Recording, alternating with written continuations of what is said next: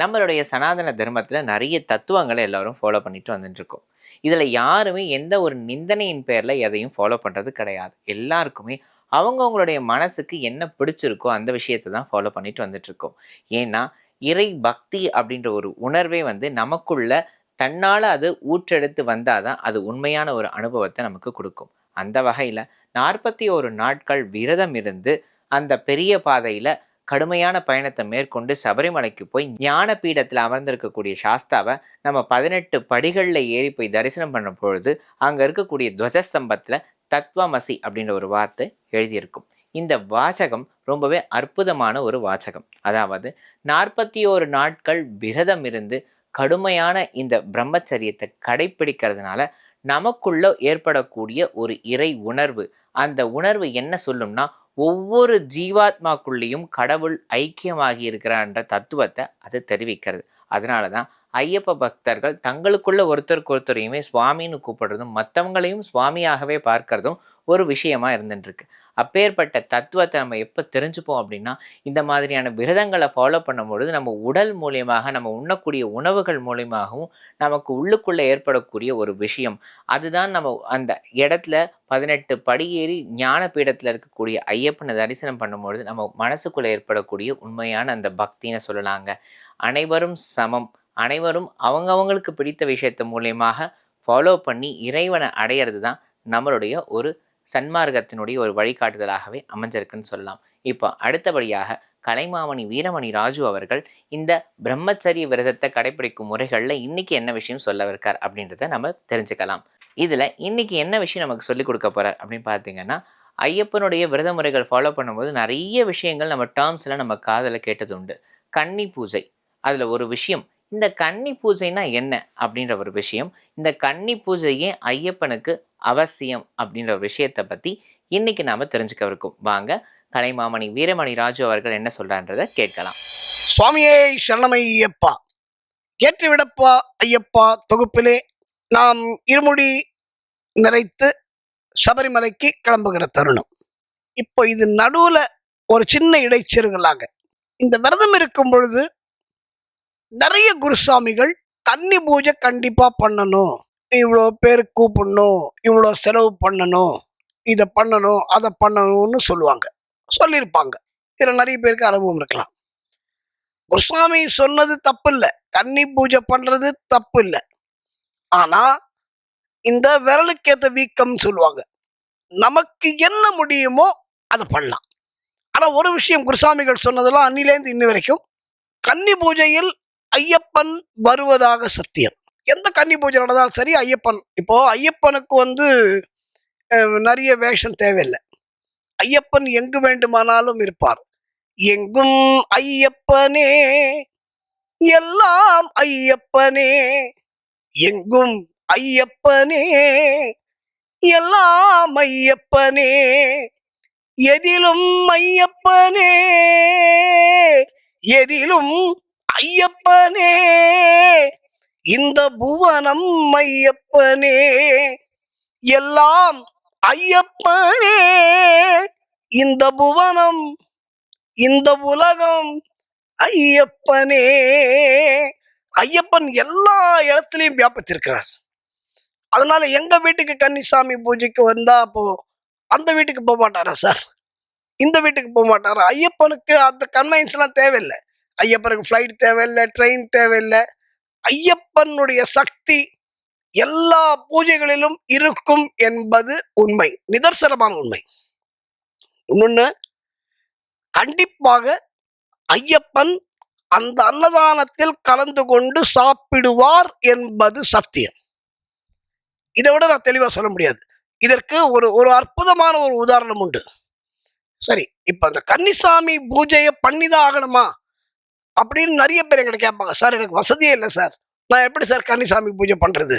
நான் சபரிமலைக்கு போறதே அப்படி இப்படி கிரட்டி நான் போறேன் சார் அப்படின்னு நிறைய சாமிமார்கள் என்கிட்ட சொல்லுவாங்க.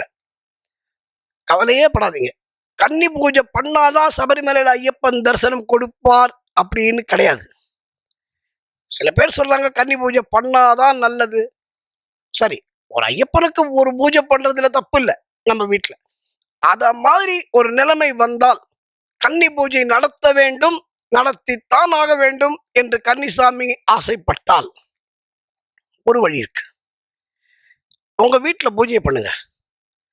உங்களால எவ்வளவு பேரை முடியுமோ கூப்பிடுங்க. சார், எனக்கு 4 பேர் தான் கூப்பிட முடியும். கூப்பிடுங்க. 4 பேரை கூப்பிடுங்க. அந்த 4 பேரை கூப்பிட்டு அந்த சாமிகளுக்கு சாப்பாடு போடுங்க. அப்படி இல்லையா, எனக்கு இதுக்கும் வசதி இல்லையா, ஐயப்பனை மனசார நினைச்சுட்டு யாராவது ஒரு டிசர்விங் பர்சனுக்கு, அதாவது உண்மையிலேயே கஷ்டப்படுறவங்க, உண்மையிலேயே ஏழையா இருக்கிறவங்க, அவங்கள கூப்பிட்டு, அவங்க சாமிங்களா இருக்கணும் கூட அவசியம் இல்லை, அவங்க மாலை போட்டுக்கணும்னு அவசியம் இல்லை, அவங்க சபரிமலைக்கு வரணும்னு அவசியம் இல்லை, யாராவது ஒரு தகுதியான ஒரு நபரை பார்த்து உண்மையிலேயே சாப்பாடு கஷ்டப்படுறவங்கள பார்த்து, ஏன்னா அன்னதானம் ஐயப்பனுக்கு ரொம்ப பிடிச்ச விஷயம். அன்னதான பிரபுவே சரணம் ஐயப்பா, ஆரியங்காவு ஐயனே சரணம் ஐயப்பா, அன்னதான பிரபுவே சரணம் ஐயப்பா, ஆரியங்காவு ஐயனே சரணம் ஐயப்பா, பொன்னடியை பணிந்து நின்றோம் சரணமே ஐயப்பா, கண்ணனின் மைந்தனே சரணம் ஐயப்பா, சரணம் ஐயப்பா, சுவாமி சரணம் ஐயப்பா, சரணம் ஐயப்பா, சுவாமி சரணம் ஐயப்பா. அன்னதானத்துக்கு ஐயப்பன் சத்தியமாக வருவார் என்பது நிச்சயம். இத நான் பல இடங்களில் பார்த்திருக்கிறேன். பல இடங்களில் பார்க்கின்ற பாக்கியம் அடியனுக்கு கிடைச்சிருக்கு. சபரிமலையில ஒரு வாட்டி பம்பையில அன்னதானம் பண்றாங்க, ஒரு பெரிய குரூப். அன்னதானம் பண்ணும்போது 108 இலைய போட்டு 107 சாமிகளை உட்காத்தி வச்சு, ஒரே ஒரு இலையில மட்டும் ஆள் உட்காத்தி வைக்காம, ஆனா நம்ம சாப்பிடுற இந்த சாம்பார் சாதம், தயிர் சாதம், எலுமிச்சம்பழ சாதம், புளியோதரை எல்லாத்தையும் அந்த இலையில சர்வ் பண்ணிட்டு அந்த இலையில யாரும் உட்காரல. ஆனால் இந்த 107 பேர் சாப்பிட்டு முடிச்சு அந்த இலையை எடுக்க போகும் பொழுது 107 இலை காலியா இருக்குங்க. அந்த 108வது இலையில அந்த பரிமாறப்பட்ட ஐட்டங்கள்ல அந்த கைரேகை பதிந்திருக்கிறது. அந்த கையை போட்டு சாம்பார் சாதம் பிசைஞ்ச மாதிரி இருக்கு. அப்படின்னா அது யார் சாப்பிட்டது? இதை என்னுடைய கண்ணால் பார்க்கின்ற பாக்கியம் எனக்கு கிடைத்தது. ஐயப்பன் சாப்பிட்ட சாப்பாடு. அப்ப என்ன அர்த்தம்? கண்டிப்பாக எந்த வீட்டில் அன்னதானம் நடந்தாலும் ஐயப்பன் பூஜையில் கண்டிப்பாக ஐயப்பன் சாப்பிடுவார் என்பது நிச்சயம். அதனால நான் கன்னி பூஜை பண்ணல, அதனால எனக்கு ஐயப்பன் தரிசனம் கிடைக்காது, அதெல்லாம் யாரும் பயப்பட வேண்டாம். மாலை போட்ட பக்தர்கள் அத்தனை பேரையும் மலைக்கு அழைத்து சென்று நல்ல தரிசனம் கொடுத்து திருப்பி கொண்டு விட வேண்டியது ஐயப்பனுடைய பொறுப்பு. இதுக்கு முக்கியம் என்ன தெரியுமா? நம்மளுடைய சரணாகதி தான். நீ தைரியமா ஐயப்பட்ட எல்லா பாரத்தையும் போடுங்க.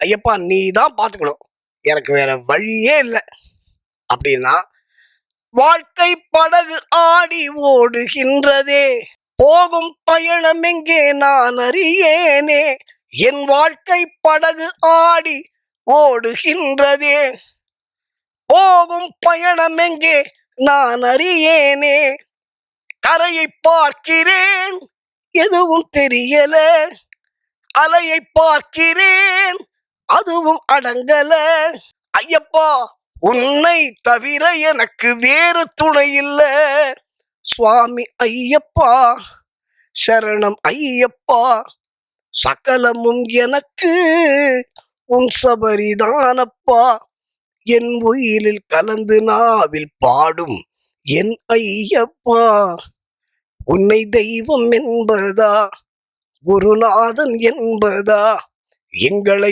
பார்த்து பார்த்து அம்மா மாதிரி பார்த்து பாறான், எங்களை பார்த்து பார்த்து வளர்ப்பதனால் அன்னை என்பதா.